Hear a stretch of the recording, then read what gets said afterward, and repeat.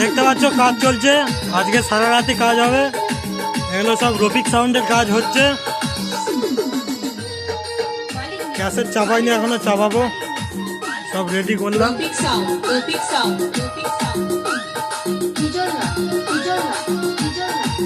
তো যাদের লাগবে অবশ্যই যোগাযোগ করে নেবে। ক্যাসেট নতুন অ্যালবাম দিয়ে ওল্ড পুরুলিয়া, নতুন মিক্সিংয়ে।